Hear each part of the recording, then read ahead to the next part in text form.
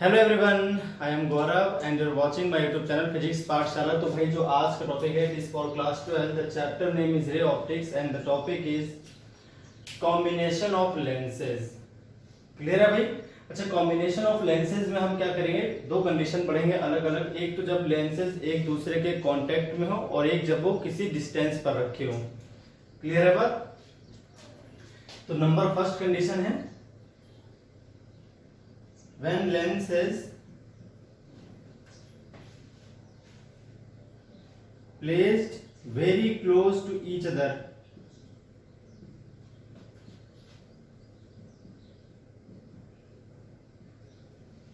या फिर lenses in contact बोल सकते हैं। ठीक है, तो जो इनको रिप्लेस करेगा अकेला एक सिंगल लेंस, उसकी फोकल लेंथ क्या आएगी इक्विवेलेंट वो हमें पता करना है, और उसकी जो नेट लीनियर मैग्निफिकेशन है वो कितनी आएगी वो पता करना है। मतलब इसमें क्या है, आपके पास कई लेंसेज एक दूसरे के कांटेक्ट में रखे जाएंगे और एक ऑब्जेक्ट की इमेज वो बनाते होंगे सारे। तो जो फाइनल इमेज बनती है, अगर उसकी पोजीशन और उसका जो फाइनल मैग्निफिकेशन है वो किसी सिंगल लेंस के द्वारा भी उतना ही आ जाए जितना इन कॉम्बिनेशन की वजह से आ रहा है, लेंसेज के कॉम्बिनेशन की वजह से आ रहा है, तो उस अकेले लेंस की फोकल लेंथ को हम बोलेंगे equivalent length of combination of lenses. Clear है बात? चलिए तो सॉल्व करते हैं इसको फटाफट। अब इसमें क्या है, हम एक तो डिराइव करेंगे, बाकी फिर उसी के अकॉर्डिंग लिख देंगे सारी चीजें। ठीक है, विद साइन कन्वेंशन। तो आप मान लीजिए आपके पास दो लेंस है,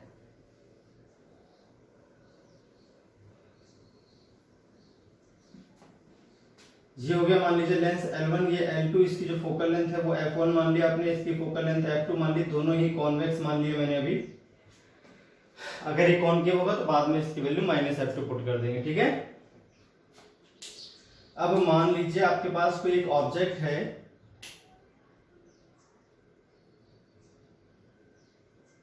ठीक, इससे एक लाइट गिरी गई इस तरह से और एक लाइट गिरी गई सीधी इस तरह से। तो पहले लेंस ने जो इमेज बनाई, थिन लेंस लेने आपको, दोनों ही लेंस थिन है यहां पर, जो पहले लेंस ने इमेज बनाई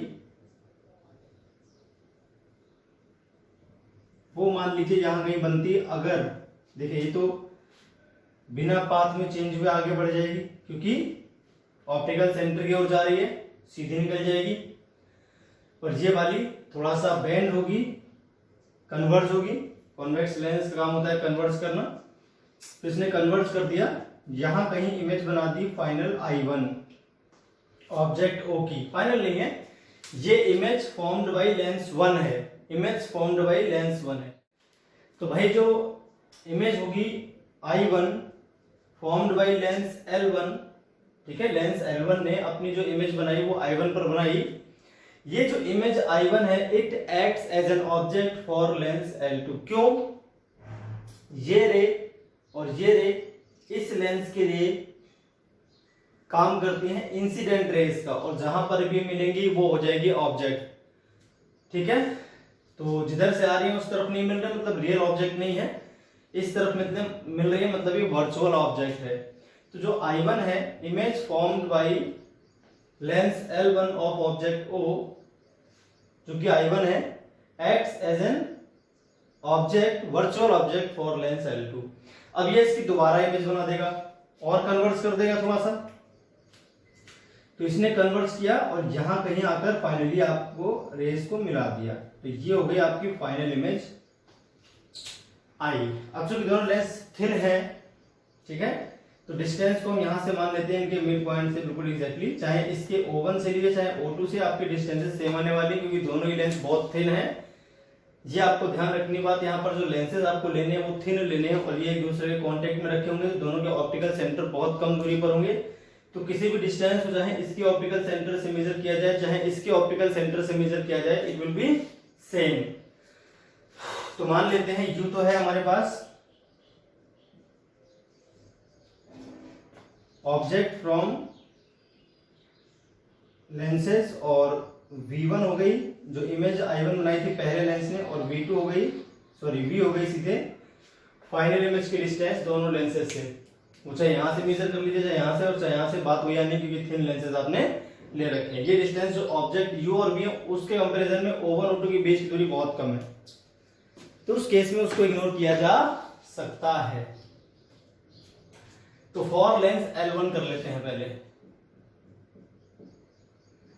लेंस L1 की अगर आप बात करते हो तो यहां पर आप बात करोगे 1/f1 is equal to 1/v1 minus आता है, लेंस है 1/u, क्योंकि जो इसकी इमेज है वो I1 है और इसके लिए ऑब्जेक्ट क्या है भाई, O है। तो इस तरह से बन जाएगी आपकी इक्वेशन नंबर हो गई है फर्स्ट। क्लियर होगी बात। अब अगर हम ऐसे ही सेकेंड लेंस के लिए बात करें तो सेकेंड लेंस के लिए आप क्या करोगे, for lens L2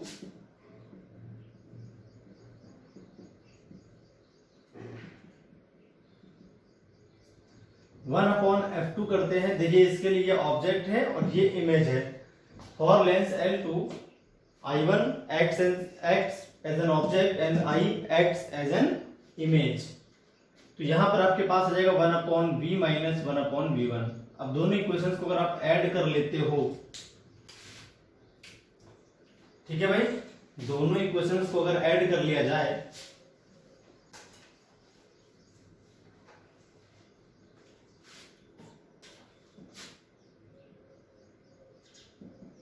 adding equation first and second, तो हमें क्या मिलेगा भाई,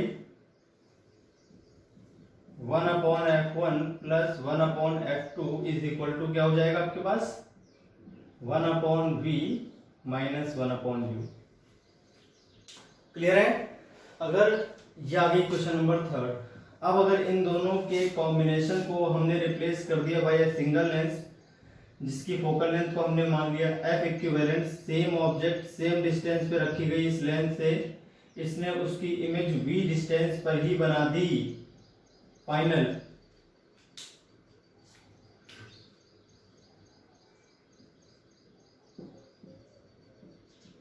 क्लियर है भाई,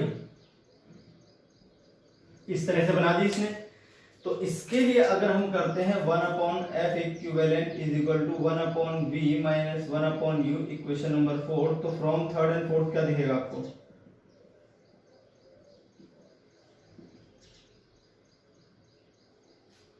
कि जो 1/f इक्विवेलेंट है वो हो जाएगा 1/f1 प्लस 1/f2। क्लियर हो गई बात। 1/f1 इज इक्वल टू क्या आ जाएगा भैया, 1/f1 प्लस 1/f2। ये तो हो गया आपका proof.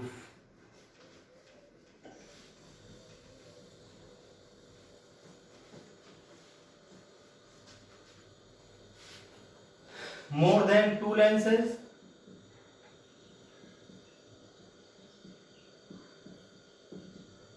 One upon F equivalent जो आ जाएगा वो आ जाएगा 1/f1 plus 1/f2 plus 1/f3 and so on.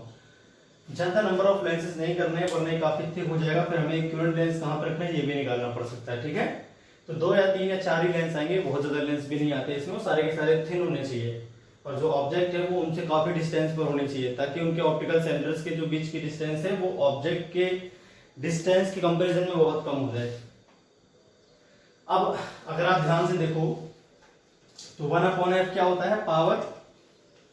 तो इक्विवेलेंट जो पावर आएगी इस पूरे कॉम्बिनेशन की 1/f पावर होती है ना भाई, की जगह power equivalent is equal to P1 plus P2 plus P3 and so on. अगर इस कॉम्बिनेशन में आपके पास कॉनकेव लेंस होगा तो उस केस में f और p की वैल्यू आप माइनस की रख दोगे। p is positive for converging और p is negative for diverging.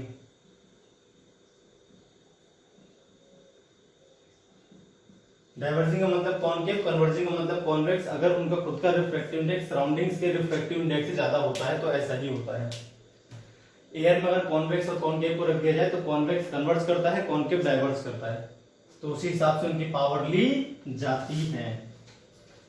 अब इफेक्टिव लीनियर मैग्निफिकेशन भी देख लेते हैं, इक्विवेलेंट लीनियर मैग्निफिकेशन भी देख लेते हैं क्या आना चाहिए। अब हम बात कर लेते हैं इफेक्टिव लीनियर मैग्निफिकेशन।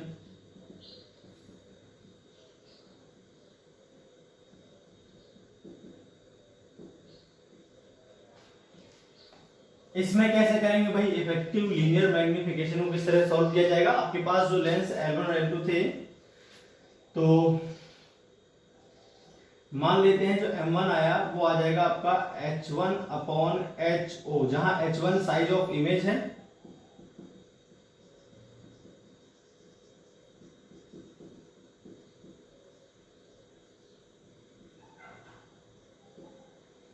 और ये क्या है, साइज ऑफ ऑब्जेक्ट है। ठीक, M2 यहां पर आपके पास आ जाएगा H2 बाई H1, जहां H2 क्या है, size of image,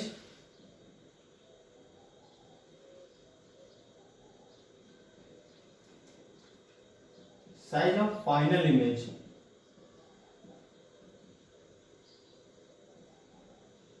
formed bye L2 है ना। और H1 तो आपको पता ही है क्या थी, साइज ऑफ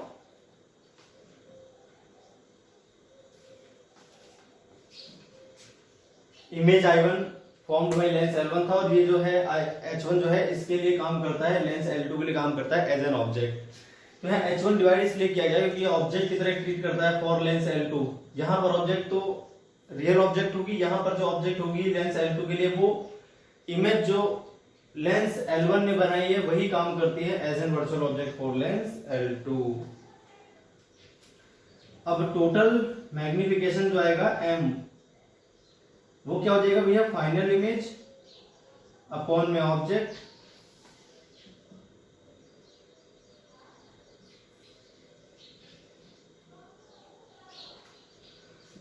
यहां लिखते हैं फॉर लेंस L1, यहां लिखते हैं फॉर L2,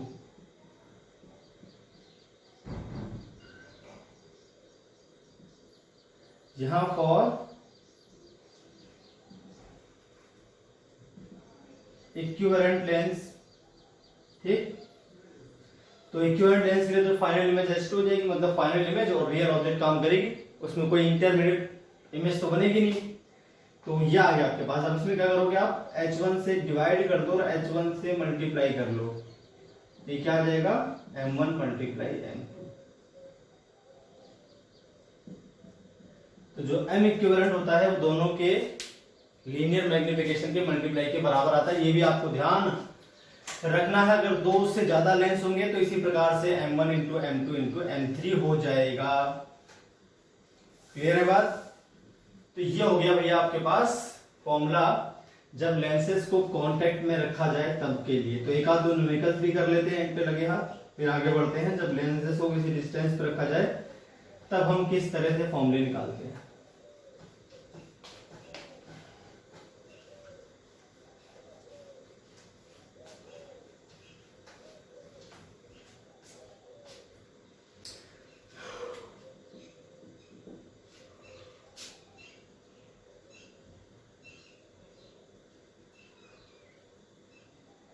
मान लीजिए आपके पास एक लेंस है, कॉन्वेक्स लेंस, इससे टच करता हुआ यहां पर हमने क्या करा है,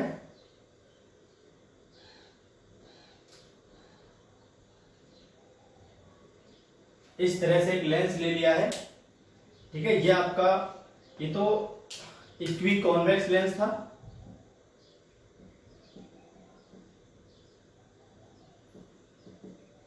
ये प्लेनो कॉन्वेक्स था, इनके बीच में भर दिया गया है वाटर।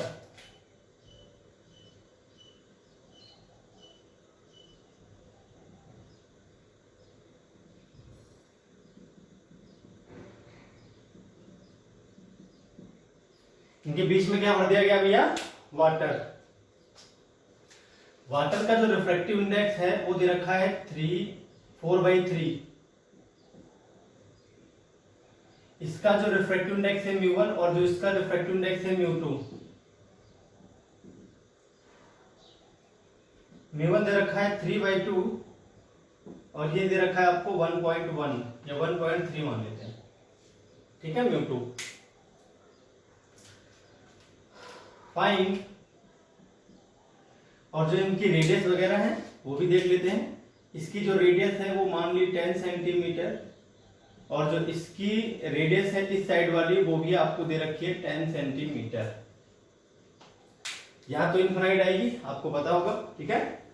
प्लेन जो सरफेस होती है उसकी जो फोकल लेंथ होती है वो आती है इनफाइनाइट। तो फाइंड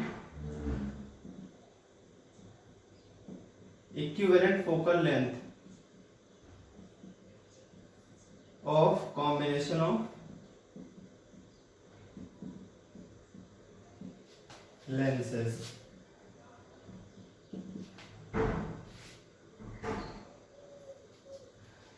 तो क्वेश्चन समझ के भैया, दो लेंस थे, दोनों को आपस में कांटेक्ट में रखा गया, इनके बीच में जो गैप है उसमें वाटर फिल कर दिया गया। अब ये जो पूरा सिस्टम बन रहा है इसकी आपको इक्विवेलेंट फोकल लेंथ निकालनी है। क्या निकालना है?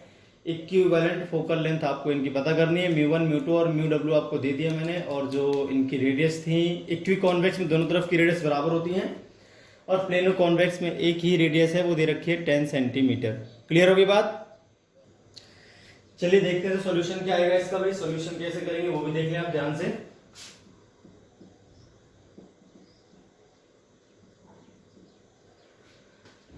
फोकल लेंथ आप पता करो किसकी, पहले लेंस L1, तो इसमें 3 लेंस दिख रहे होंगे आपको। 3 लेंस किस तरह से, पहले जरा आप वो देखो ध्यान से कि 3 लेंस आपको किस तरह से देखने हैं यहाँ पे, ठीक है। तो जो फर्स्ट लेंस है वो आपके पास इक्वी कॉन्वेक्स है,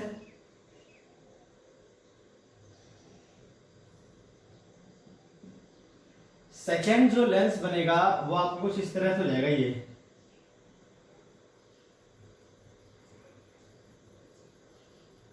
ठीक है, वाटर की तरह फिल हो गया। अब बीच में अभी वाटर भरा हुआ है बस, तो ये भी एक लेंस की तरह बिहेव करेगा। इसकी एक सरफेस क्या है, कर्व्ड है, इधर टच करें, टच करा लेना, तब भी आपका प्लेनो कॉनकेव ही रहेगा। और एक तीसरा लेंस जो रहेगा वो ये रहेगा, प्लेनो कॉन्वेक्स, ठीक है भाई। तो 3 लेंस से मिलकर ये पूरा सिस्टम आपको दिख रहा होगा, बना हुआ है। ये लेंस L2 हो जाएगा, ये लेंस L3। तो पहले निकालते हैं 1/f1 फोकल लेंथ। आपको कैसे निकालनी है वो देख लो जरा ध्यान से। तो इधर भी एयर है, इधर भी आपके पास एयर है, क्लियर है भाई। तो ये तीनों लेंस कांटेक्ट में है, तो अलग अलग इनकी पहले फोकल लेंथ निकाल लीजिए। तो फोकल लेंथ का फॉर्मूला क्या रहता है आपको पता है, फोकल लेंथ का फॉर्मूला होता है μ-1। तो इसका जो म्यू है वो दे रखा है अपने को 3/2 -1/r1। इसका जो ये रहेगा R1, ये रहेगा आपके पास R2। तो R2 रहेगा नेगेटिव, R1 रहेगा पॉजिटिव, लेकिन दोनों की वैल्यू सेम है। दोनों की वैल्यू क्या है भाई, सेम। तो 1/10 फिर माइनस होता है, और 1/-10। ये R1 रहेगा, इसके लिए R2 नेगेटिव रहेगा, R1 पॉजिटिव रहेगा। हालांकि दोनों की वैल्यूज क्या रहेंगी, सेम रहेगी, जो कि 10 दे रखे हैं क्वेश्चन में। तो ये हो गया आपके पास 1/2 2/10। तो यहां से जो पहली फोकल लेंथ आ गई वो आ गई आपके पास 10, 2 से 2 कैंसिल, और ये सेंटीमीटर में आई है, तो 10 सेंटीमीटर हो गई। क्या हो गई भाई, 10 सेंटीमीटर। क्लियर हो गई बात। जो नेट फोकल लेंथ आ गई वो हो गई 10 सेंटीमीटर। बहुत अच्छी बात है। चलिए आगे देखते हैं। तो नेक्स्ट ऐसे आप निकालोगे F2। तो F2 किस तरह से निकालोगे, F2 के लिए म्यू दे रखा है आपको। अब इस लेंस की एक तरफ की सरफेस दे रखी है आपको, कर्व है, और एक तरफ क्या है, प्लेन। तो सेकेंड लेंस की अगर हम बात करें, ध्यान से देखो आप, तो पहले वाले को हम मान लेंगे R1 और इसको मान लेंगे R2। इसमें इसको मान लेंगे R1 और इसको मान लेंगे R2। तो 1/f2 करके देखते हैं क्या आ जाएगा। म्यू इसका 4/3 -1 भाई म्यू डब्ल्यू रहेगा ना इसका, तो म्यू 1/r1। तो R1 आपको माइनस में है, और वो भी 10 ही रहेगी, क्योंकि जो इसकी रेडियस रहेगी वही तो इसकी। ये और ये सरफेस एक ही तो है, अलग थोड़ी है भाई। यार देखो ना, यही सरफेस तो थी, कॉमन सरफेस है ना इसके लिए, कॉन्वेक्स की ये वाली और ये वाली सेम ही सरफेस है, तो -10 आ जाएगा, फिर माइनस इनफाइनाइट आ जाएगा, ये आ गया आपके पास 1/3 4 - 3, ठीक है 1/3 और माइनस में आया है और ये आ जाएगा आपके पास 10। तो ये यहां से आपका जो F2 आएगा वो आ जाएगा -30 सेंटीमीटर। क्या आ जाएगा भैया? -30 सेंटीमीटर। क्लियर होगी बात? चलिए तो अब लास्ट बात कर लेते हैं किसकी, F3 की। तो अगर आप ध्यान से देखो तो F3 आपको क्या देखने वाला है, F3 में जो रिफ्रैक्टिव इंडेक्स है वो दे रखा था आपको 1.3, 1/F3 देखा जाए तो 1.3 - 1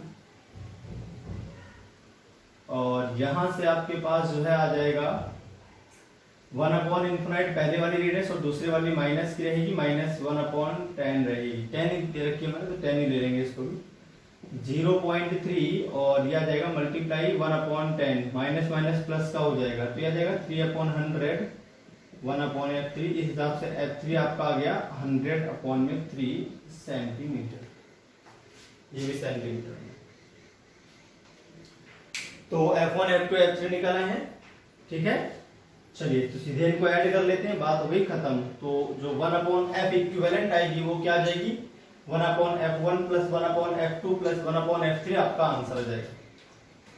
तो 1/F equivalent is equal to आ जाएगा 1/F1 + 1/F2 + 1/F3 with sign add कर लेंगे इनको।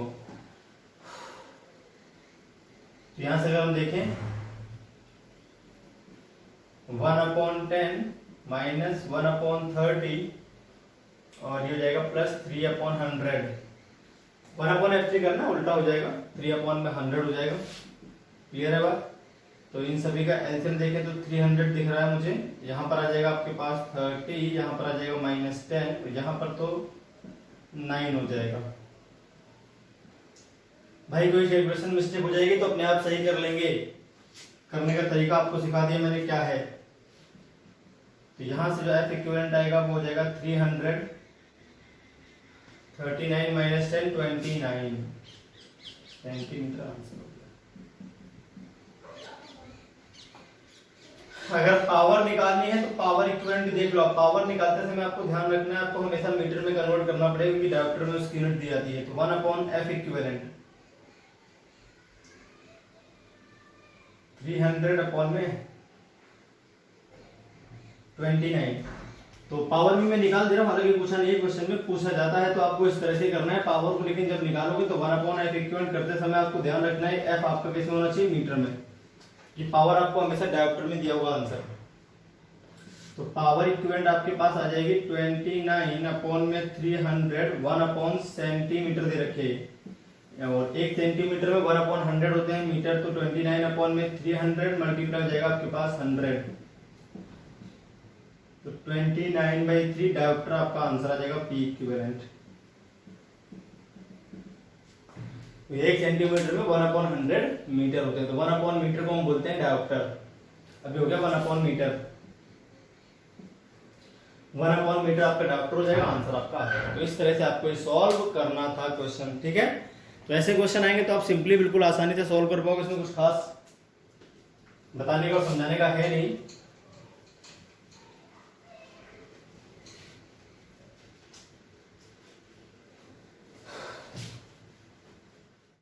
चलिए भाई, तो अब हम पढ़ लेते हैं कॉम्बिनेशन ऑफ लेंसेज। देखिए पिछली बार हमने पढ़ा था जब दो लेंस एक दूसरे के कांटेक्ट में हो तब कैसे निकालनी है आपको इक्विवेलेंट फोकल लेंथ। अब हम दोनों लेंस को एक दूसरे के कांटेक्ट में नहीं कुछ डिस्टेंस पर रख देंगे, तब जो इक्विवेलेंट फोकल लेंथ है उसका फॉर्मूला क्या आएगा, सेम नहीं आएगा, पहले तो आपको ध्यान रखना है, ठीक है। थोड़ा डिफरेंट आएगा। तो इस बार क्या आएगा तो उसको डिराइव करते हैं।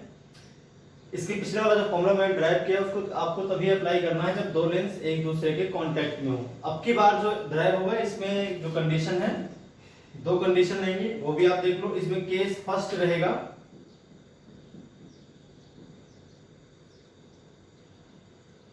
when object is placed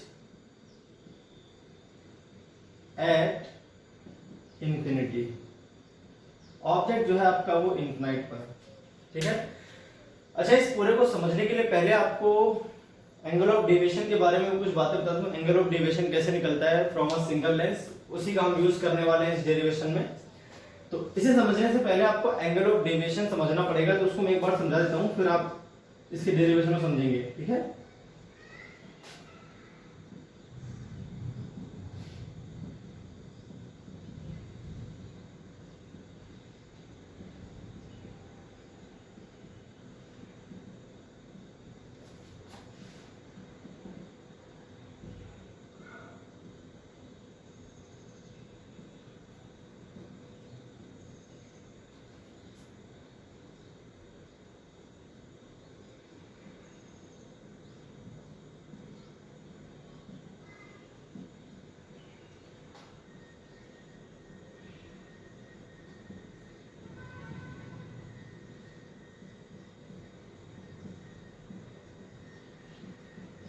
तो किसी लाइट की रेज जो इससे पास होती है उसमें कितना एंगल ऑफ डेविएशन आता है, जरा ये आपको समझना है। यहाँ पर जो हम लाइट की रेज लेंगे वो पैराक्सियल लेंगे। पैराक्सियल का मतलब होता है प्रिंसिपल एक्सिस के पास जो लाइट की रेज होती हैं उनको पैराक्सियल बोलते हैं, जो दूर होती है उनको मार्जिनल बोलते हैं, ठीक है भाई। तो हमने क्या किया, एक ऑब्जेक्ट ली, ठीक है भाई, और इसकी इमेज हमने बना दी यहां पर। अब अगर हम देखें एंगल ऑफ डेविएशन, तो हमें ध्यान से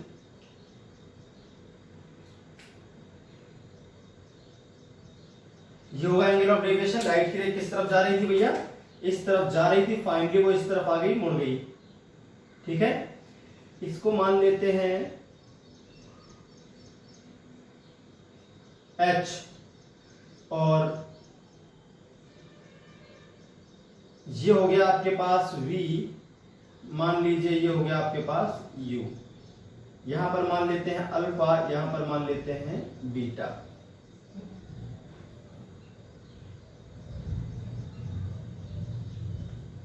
अल्फा बीटा दो एंगल्स भी हमने इस तरह से मान लिए जैसा आपको दिख रहा होगा, ठीक है भाई।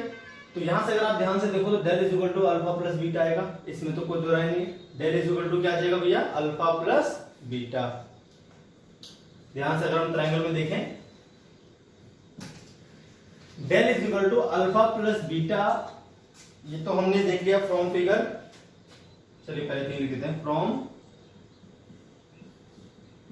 क्योंकि ये एक्सटर्नल एंगल है, बाकी दोनों इंटरनल हो जाएंगे। Alpha plus beta, equation number कर लिया हमने फर्स्ट, ठीक है। अब हम लिखेंगे if rays are closed to each other नहीं sorry principal axis, close to principal axis,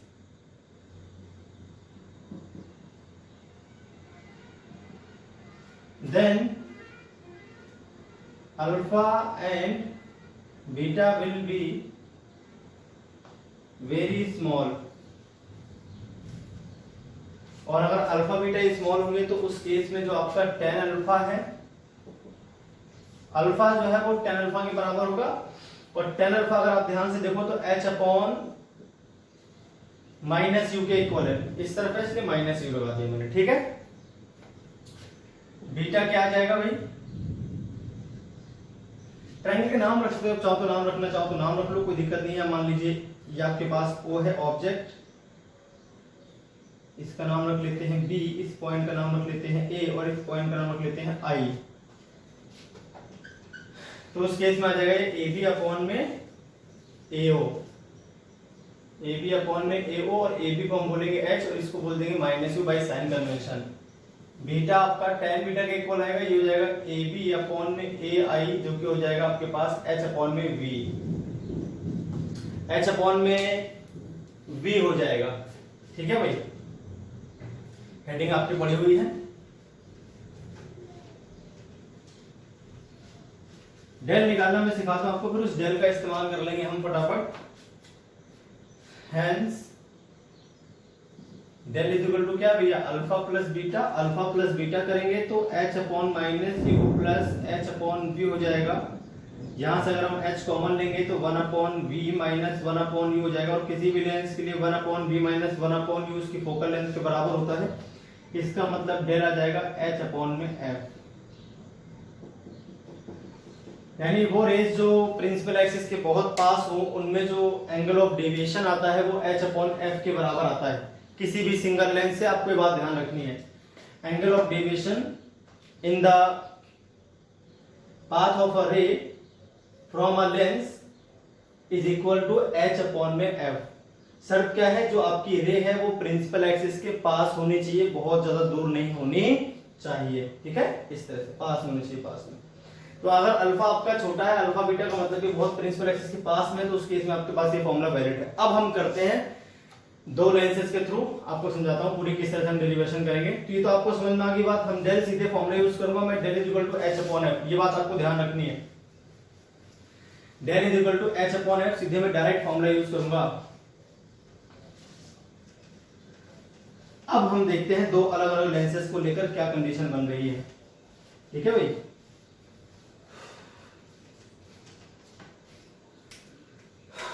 अब आपने मान लीजिए दो लेंस ले लिए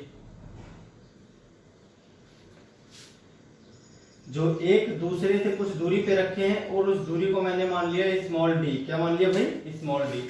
और जो लाइट की रे है वो आपकी मान लीजिए कहां से आ रही है, इनफाइनाइट से आ रही है, और ये प्रिंसिपल एक्सिस के बहुत क्लोज है, पैरेलल इसलिए इनफाइनाइट से लेंगे। ठीक है, प्रिंसिपल एक्सिस के क्लोज आप लेंगे, ज्यादा दूर नहीं लेंगे। हालांकि फिगर में थोड़ा बड़ा बनाया ताकि आपको क्लियरिटी दिखे फिगर में, ज्यादा एंगल वेंगल दिखे साफ, छोटे बन जाते हैं, ज्यादा एंगल दिखते नहीं है फिर वो।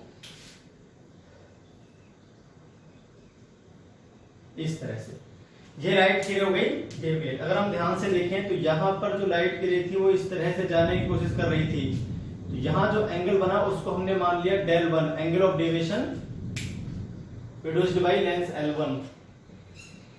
इसका नाम लेंस L2 रख लेते हैं। अब यहां से जो लाइट की रे है वो जाने की कोशिश कर रही थी इस तरफ, लेकिन चूंकि लेंस से और डेविएट होगी, थोड़ी सी लेंस से थोड़ा सा क्या होगी भैया, डेविएट होगी। तो डेविएट होगी थोड़ा सा और नीचे की तरफ आ जाएगी, मान लीजिए आपके पास इस तरह से आ गई फाइनल जो रे है वो। यहां जो एंगल बनेगा उसको हम बोलेंगे angle of deviation produced by lens L2। Total deviation देखा जाए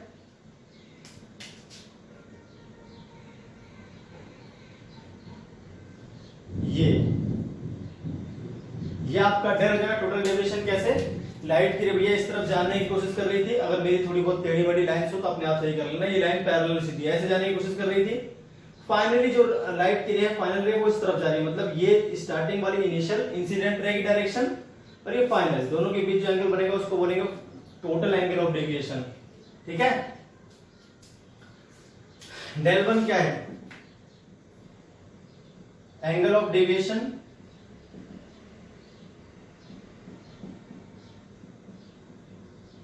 produced by lens L1, angle of deviation produced by lens L2। ठीक है, डेल क्या है, टोटल डेविएशन।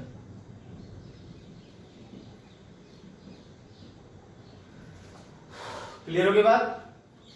इसको मान लेते हैं भैया H1, इसकी फोकल लेंथ को F1 मान लेते हैं, इसकी फोकल लेंथ को F2 मान लेते हैं, और ये जो डिस्टेंस है इसको मान लेते हैं S2, जहां पर लाइट की टकराई थी,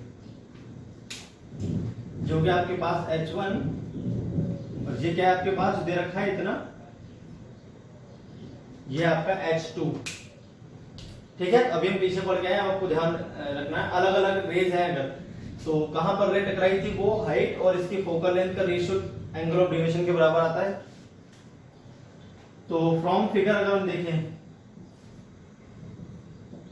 तो del is equal to del one plus del two है। कैसे, यहाँ पे एक ट्रायंगल आपको नाम रख लेता हूं इनके, इसका नाम मान लीजिए O1 है, इसका नाम मान लेते हैं भैया O2 है, और ये जो पॉइंट है इसका नाम A मान लेते हैं, यहाँ पर जो टकरा रही है ये मान लेते हैं पॉइंट B, इसको नहीं मानते, पॉइंट B मान लेते हैं इसको। ठीक है, ये आपका पॉइंट E है और इस पॉइंट को मान लेते हैं C। तो अब देखो ट्रायंगल ACB आपको दिखेगा,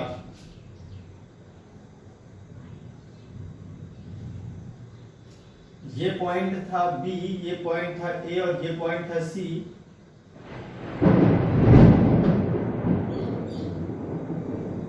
ये अल्फा है, सॉरी डेल है, डेल 1 है। यहाँ पर आ जाएगा आपके पास डेल 2।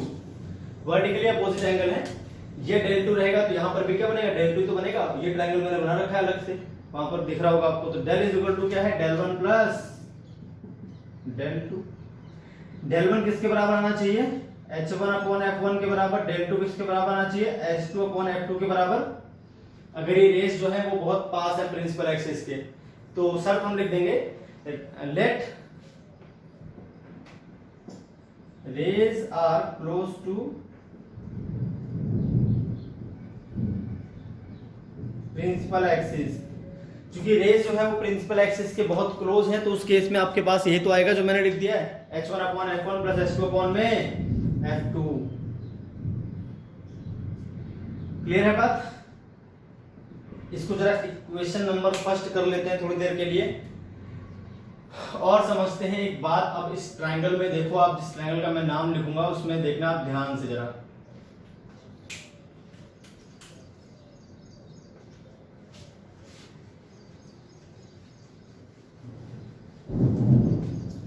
अगर ट्रायंगल देखते हैं A B E in triangle A B E, तो ट्रायंगल ए बी ई में अगर हम ध्यान से देखें तो हमें क्या दिखेगा भाई, कि जो ट्रायंगल ए बी ई को हम यहां बना लेते हैं एक बार अलग से जरा, कुछ इस तरह से। यहां पर जो एंगल बन रहा है वो डेल 1 है, ये जो डिस्टेंस आएगी वो h1 माइनस h2 आ जाएगी। ठीक है, इतनी डिस्टेंस भाई ये h2 है, ये पूरी h1 है, तो h1 माइनस h2 तो बचेगी। और ये ऊपर d है डिस्टेंस, दोनों लेंस के बीच की डिस्टेंस d तो है। तो ए बी ई ट्रायंगल है आपके पास ये। यहां से अगर हम देखें tan डेल 1 किसके बराबर आएगा, h1 माइनस h2 अपॉन में किसके बराबर आ जाएगा, d के बराबर आ जाएगा। ये बेस, ये परपेंडिकुलर, और tan डेल 1 चूंकि छोटा है एंगल तो सीधे डेल 1 आ जाएगा यहां पर।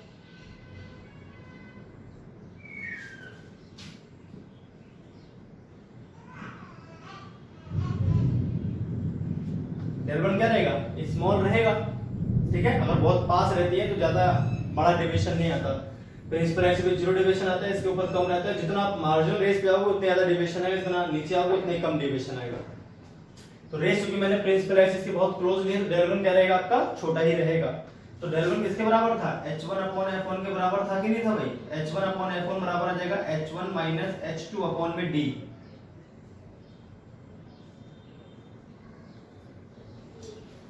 क्लियर हो गई बात। तो यहां से अगर हम ध्यान से देखें तो हमारे पास S2 क्या आ जाएगा, S2 की वैल्यू निकाल लेते हैं जरा यहां से एक बार हम।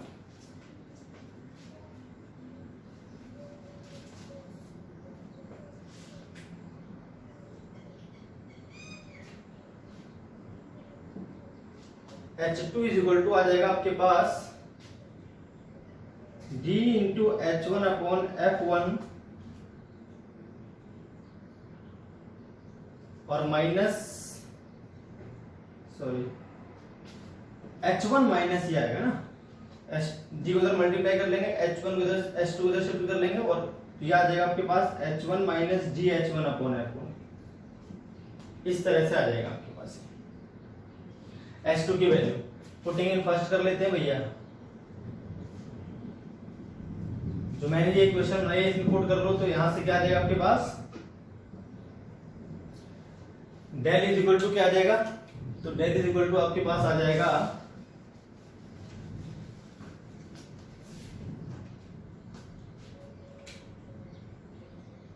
H1 अपॉन में F1 प्लस H2 की वैल्यू पुट कर लेते हैं। कहां पे लिखी हुई, ये लिखी हुई है।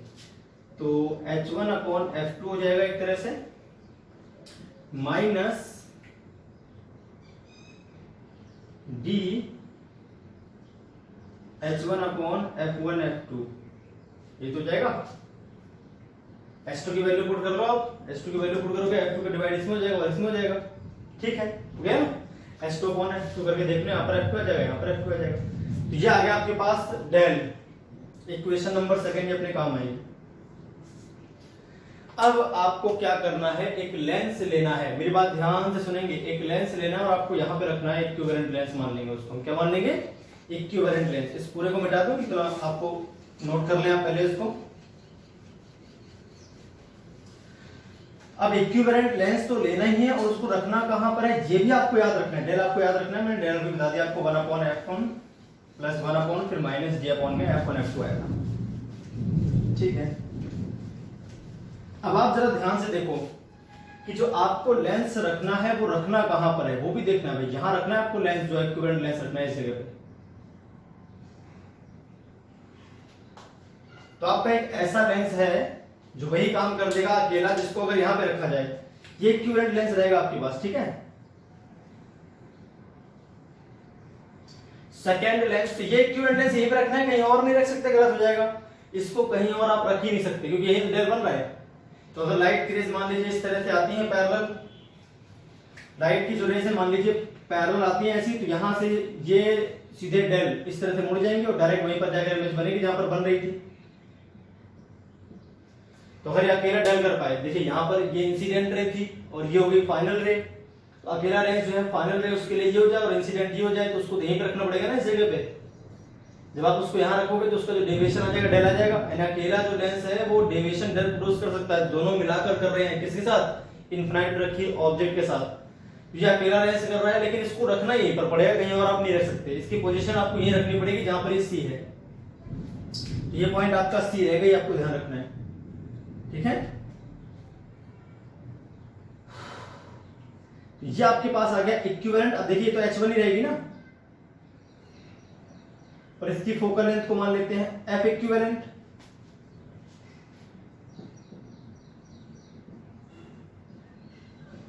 For equivalent lens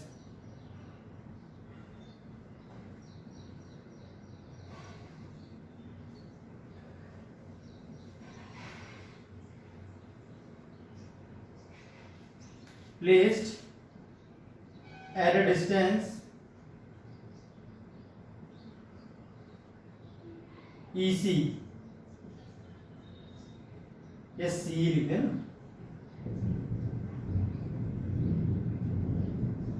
before lens L2।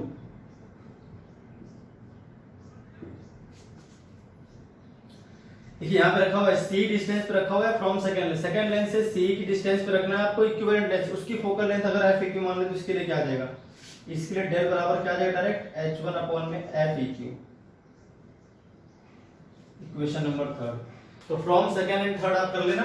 Second equation आपको ध्यान ही है, थर्ड ये मैंने बना दी है। तो यहां से अगर हम सेकंड थर्ड के लिए करें तो क्या आ जाएगा,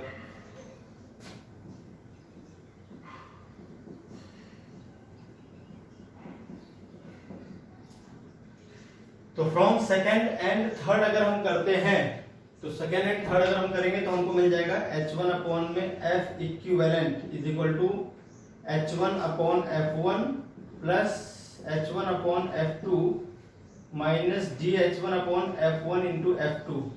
ठीक है, H1 कॉमन रेट कैंसिल हो जाएगा, तो F इक्विवेलेंट आ जाएगा 1 upon F1 plus 1 upon F2 minus D upon में F1 F2।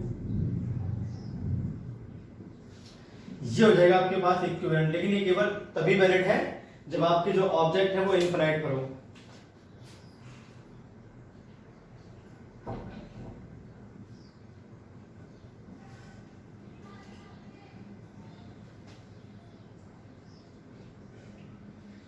ऑब्जेक्ट जो है वो इनफिनाइट पर हो तभी ये वैलिड है, अदरवाइज ये वैलिड नहीं है। अब डिस्टेंस C भी निकालनी है। पोजीशन ऑफ इक्विवेलेंट लेंस कहां पर रखना है इसको, पोजीशन ऑफ इक्विवेलेंट लेंस, ये नहीं जहां बनाए रख दोगे आप, तब नहीं बनाएगा इमेज सेम जगह पर ना। इसको यहीं पे रखना है जहां पर मैंने बताया है, इसके अलावा कहीं और रख दिया तो ये इमेज यहां नहीं बनाएगा जहां बना रहा था, और इसका जो एंगल ऑफ डेविएशन है वो भी कुछ अलग हो जाएगा। ठीक है, तो ये डिस्टेंस हमें निकालनी है CE। क्या निकालनी है भाई, CE। तो वहां ट्रायंगल आपको दिख रहा होगा कुछ इस टाइप का, यहां पर जो एंगल है वो डेल है ये H1 माइनस H2 है। तो यहां से अगर हम देखते हैं tan डेल तो आ जाएगा आपके पास, है ना, CE और अपॉन में H1 माइनस H2। तो CE तो हमें निकालना था, CE इक्वल टू क्या हो जाएगा यहां से, C नहीं उल्टा लिख दिया मैंने, H1 माइनस H2 अपॉन में C आएगा ना, H1 माइनस H2 अपॉन में CE। तो CE इक्वल टू हो जाएगा आपके पास H1 माइनस H2 अपॉन में tan डेल, क्या आ जाएगा भैया, H1 माइनस H2 अपॉन में tan डेल। tan डेल तो छोटा रहेगा तो आपके पास डेल के बराबर लिख देंगे इसको, तो H1 माइनस H2 अपॉन में क्या आ जाएगा भैया, डेल आ जाएगा सीधा ये। वो भी छोटा माना था ना मैंने, टोटल डेविएशन में आपका स्मॉल रहेगा, अगर ये पास में रहेगी ये ज्यादा एंगल ऑफ डेविएशन आता है नहीं। ये सारा पैराक्सियल रेस के लिए है डेरिवेशन। भाई कंडीशनल फॉर्मूले होते हैं सारे जितने भी हम ऑप्टिक्स में कर रहे होते हैं, यह बात आपको ध्यान रखनी, हमेशा अप्लाइड नहीं है ये सारे फॉर्मूले। तो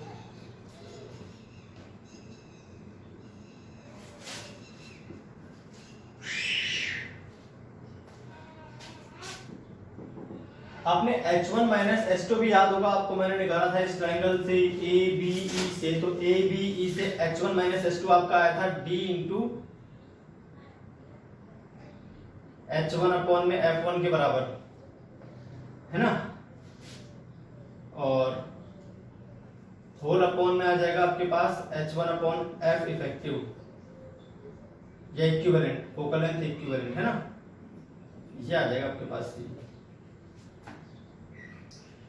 H1 minus H2 is equal to था DH1 अपॉन में F1। अभी तो हमने प्रूफ किया था इसका, देख लेना ट्रायंगल ABE में प्रूफ किया था, ये मिल जाएगा आपको।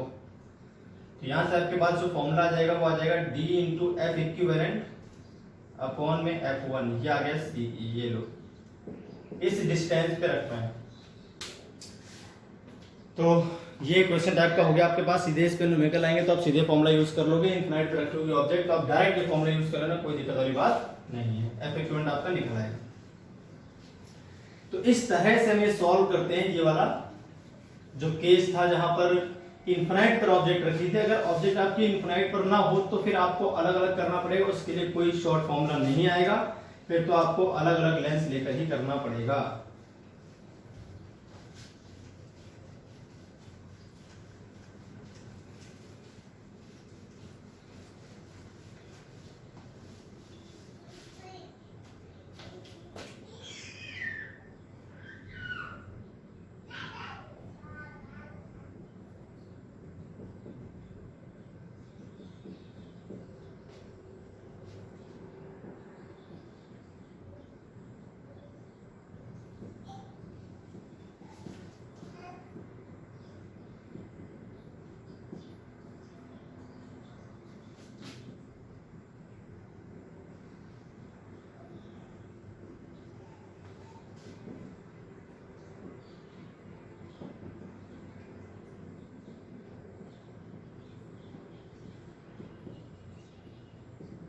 ऑब्जेक्ट जो आपके पास इस बार इनफिनाइट डिस्टेंस पर नहीं, किसी फाइनाइट डिस्टेंस पर है फ्रॉम द लेंस इज, मान लीजिए इस तरह की कंडीशन बनती है आपके पास,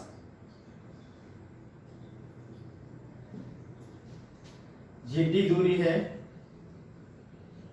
ठीक है, यहां पर कहीं आपके पास कोई ऑब्जेक्ट रखी हुई है O किसी डिस्टेंस u पर from the first lens.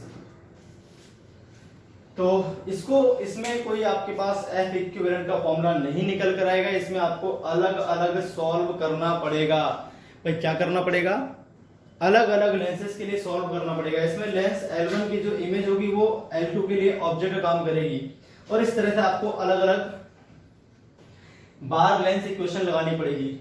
L1 के लिए एक बार lens equation 1/f = 1/b - 1/e, और इसके लिए लीनियर मैग्नीफिकेशन और इसके लिए लीनियर मैग्नीफिकेशन, फिर आपको सॉल्व करना पड़ेगा, तब आंसर आएगा। In this case image formed by lens L1 acts as an object for lens L2 and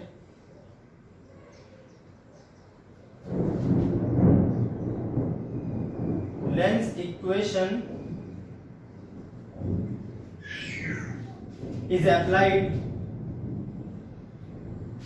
for each lens and then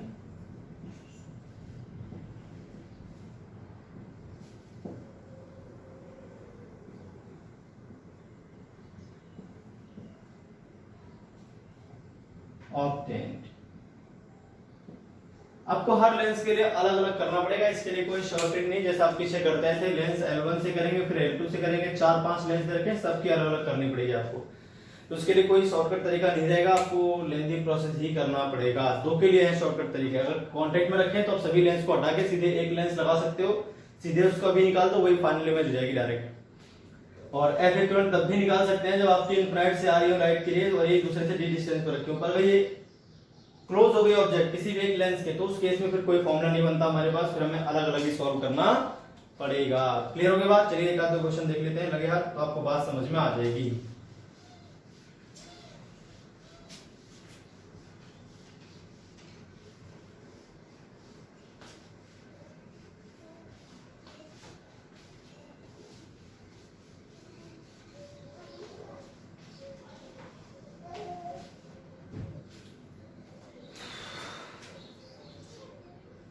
अब आपके पास एक क्वेश्चन है, इसमें क्या है, आपको एक लेंस दे रखा है f1, एक लेंस दे रखा है, मान लीजिए आपको यहाँ पर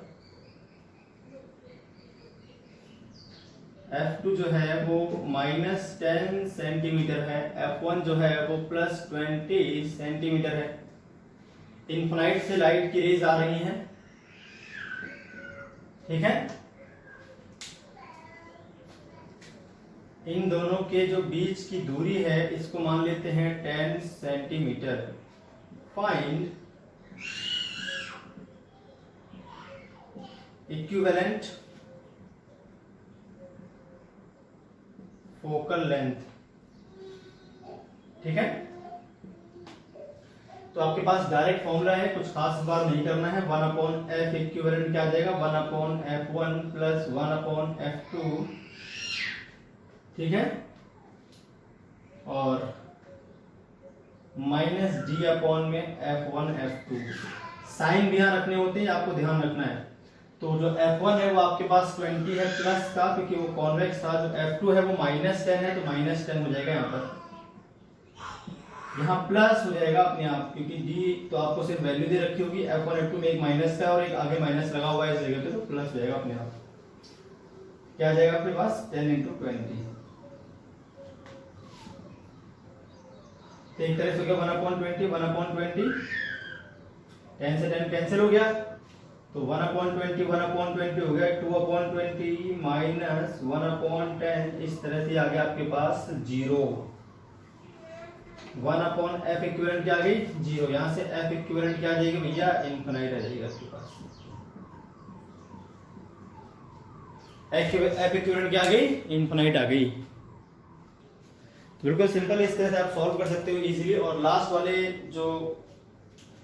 टॉपिक है उस पे भी आप एक क्वेश्चन कर लो। एक क्वेश्चन कर लेते हैं फटाफट, ताकि हमको बात समझ में आ जाए बढ़िया तरह से। तो भाई ये आपके पास क्वेश्चन है, इसमें क्या है, आपके पास 3 लेंसेज दे रखे हैं, उनके बीच की डिस्टेंस 4 और 6 दे रखी है। 6 centimetre focal length, 6 centimetre focal length, 12 centimetre focal length, concave convex convex. 9 centimetre एक ऑब्जेक्ट रखिए, 24 सेंटीमीटर फ्रॉम लेंस फर्स्ट, जो फर्स्ट लेंस है आपके पास, इसको L1 मान लेना। Find final position and length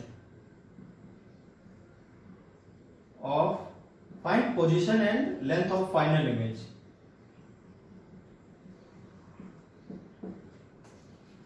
ये क्वेश्चन हो गया आपके पास, फिगर मैंने बना दिया है, देख लें ध्यान से। चलिए सॉल्व करते हैं फटाफट। तो इसमें कोई शॉर्ट ट्रिक तो काम आएगी नहीं, सीधे आपको अलग अलग ही करना पड़ेगा।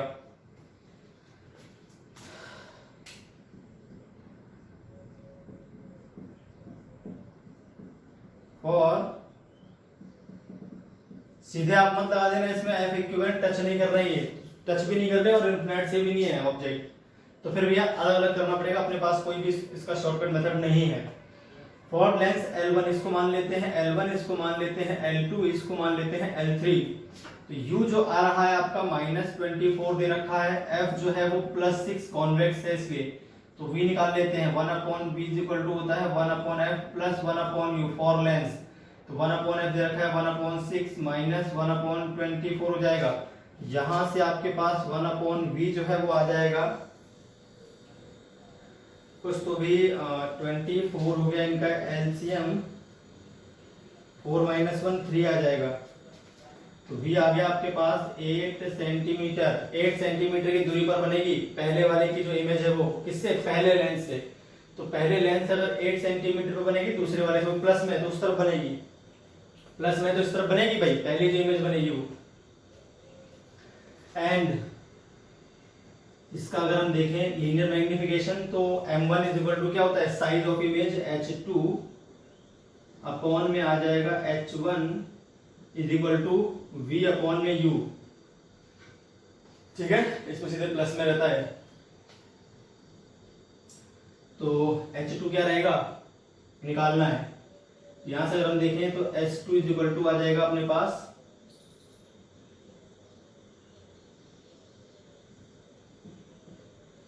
V अपॉन में U into H1, V upon में U इंटू H1। तो यहां से देख ले कितना आएगा भैया H2, V की वैल्यू तो 8 प्लस में है, U की वैल्यू माइनस है 24, और ये हो गया आपके पास H1 था वो शायद 9 था प्लस में, तो H2 आपका माइनस में आ गया, -3 सेंटीमीटर, -3 सेंटीमीटर आ गया, ठीक है भाई। H2 मतलब जो पहले लेंस की वजह से इमेज बनेगी वो कुछ यहाँ बनेगी, 4 का मतलब यहाँ कहीं बन रही है, वो भी उल्टी, माइनस का मतलब उल्टी बन रही है कितनी, 3 सेंटीमीटर की। ये है इमेज I1, इमेज क्या भैया, I1, समझ गए। तो अब इसकी तो बात खत्म कर देते हैं, इसको हटा दो, इससे कोई मतलब रहा नहीं अपने को, लेंस L1 से कोई मतलब नहीं रहा ना। लेंस L1 की जो पोजीशन थी वो क्या थी, ये थी, यहां से जो डिस्टेंस दे रखी है वो इसकी इमेज की वो है 8 सेंटीमीटर, कितनी है भाई, 8 सेंटीमीटर, और साइज कितनी है उसकी, 3 सेंटीमीटर, वो भी उल्टी बन रही है, -3 दिखा रखा है। तो फॉर L2 कर लेते हैं अब। फॉर L2 जो U है, देखिए U तो एक तो इस तरफ है तो प्लस में रहेगा, वो भी कितना बचेगा, 4 बचेगा, क्योंकि 4 तो इधर रखा है और ये पूरा 8 है, तो U आपका +4 सेंटीमीटर आ जाएगा, ये आपको ध्यान रखना है।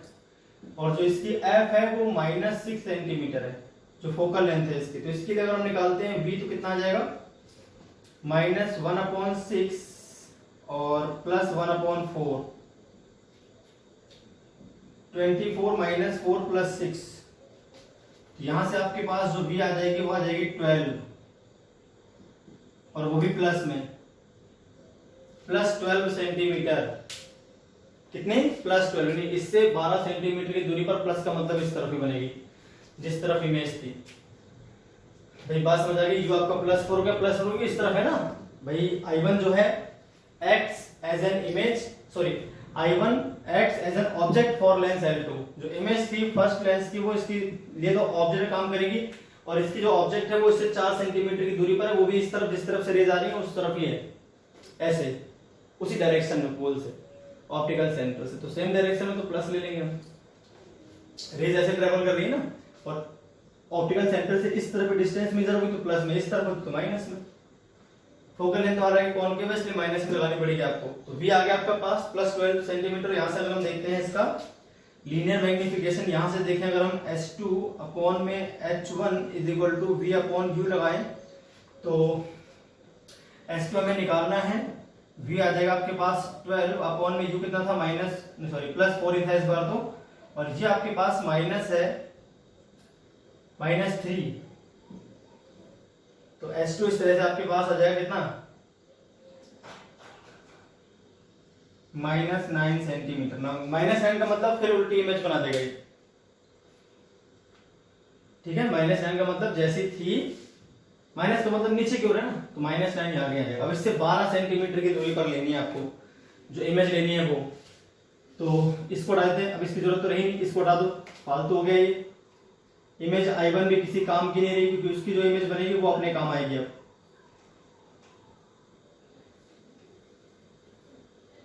हटा दो इसको।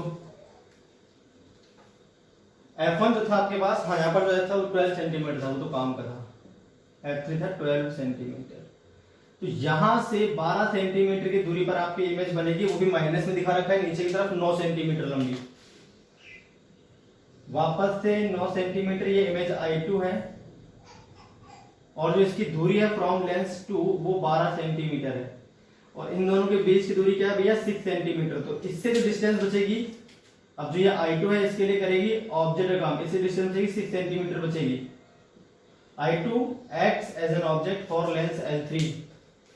तो लेंस L3 की बात करें तो उसके पास ये ऑब्जेक्ट है 6 सेंटीमीटर की दूरी पर है उससे, तो लेंस L3 की बात कर लेते हैं अब सिमिलरली।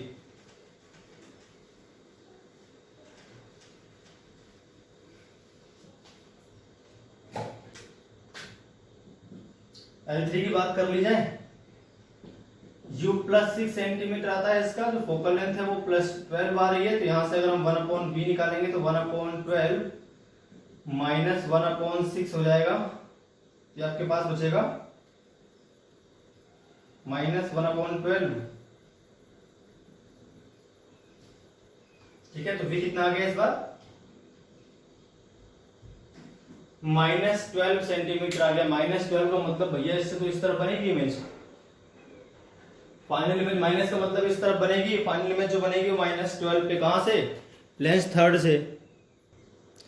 एक मिनट रुकिए, यहां पर शायद मुझसे मिस्टेक हो गई है, 1/b = 1/f प्लस आएगा भाई, u प्लस में है ना, तो 1/b क्या होता है, 1/f प्लस 1/u होता है ना फॉर्मूला,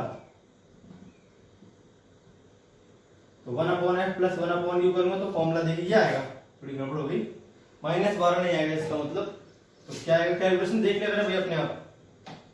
यहां आ जाएगा आपके पास एलसीएम 12, तो 1 + 2, तो ये 20 का मतलब आ गया 4 सेंटीमीटर, प्लस का मतलब उस तरफ ही बनेगी, तो 4 सेंटीमीटर फ्रॉम थर्ड लेंस, तो मतलब जो फाइनल इमेज बनेगी वो यहाँ की बनेगी 4 पे। आप देखते हैं मैग्निफिकेशन क्या आएगा, तो मैग्निफिकेशन के लिए फॉर्मूला रहता है S2 = V/U × H1, तो इसके लिए तो ये है 9 सेंटीमीटर, माइनस में लिखना, नीचे है ना, v कितनी है 4, और अपॉन में u क्या था 6,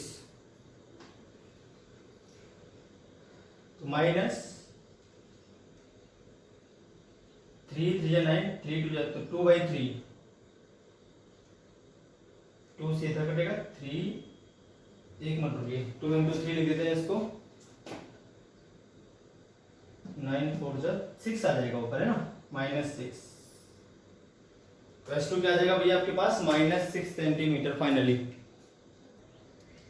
तो ये आ गया आपके पास फाइनल आंसर, यानी जो लास्ट इमेज बनेगी आपके पास वो 6 सेंटीमीटर, वो भी उल्टी, और 4 सेंटीमीटर की दूरी पर बनेगी। इसको हटा दो सबको, थर्ड लेंस से 4 सेंटीमीटर की दूरी पर 6 सेंटीमीटर की आपकी इमेज बन जाएगी। तो image will be formed at 4 centimetre from third lens, वो भी राइट साइड में, और 6 सेंटीमीटर इसकी क्या आएगी, लेंथ आएगी, वो भी नीचे की तरफ, ठीक है। इन्वर्टेड इमेज बनेगी, फाइनल इमेज जो बनेगी। तो इस तरह से आपको आंसर निकालने हैं। अगर आपको 2-3 लेंस दे रखे हैं तो पहले लेंस की जो इमेज होगी दूसरे के लिए ऑब्जेक्ट, दूसरे की जो इमेज होगी तीसरे के लिए ऑब्जेक्ट, इस तरह से आपको आंसर निकालते चलने, सबका अलग अलग लीनियर मैग्निफिकेशन निकाल दिए, सोल्व कर लिया, आंसर आपका आ जाएगा। हाँ, यहाँ पर ऐसे भी कर सकते हैं, लीनियर मैग्निफिकेशन आपका हमेशा मल्टीप्लाई के बराबर ही आता है, m1 × m1 × m2 × m3 बराबर m आता, तो आप डायरेक्ट भी कर सकते थे अगर आप m1 m2 m3 निकालो, हालांकि उससे भी आसान नहीं पड़ता है, तो इससे मैंने कर दिया, कोई दिक्कत वाली बात नहीं है भाई। इस तरह से आपको सॉल्व करने होते हैं क्वेश्चंस कॉम्बिनेशन ऑफ लेंसेज पे, ठीक है।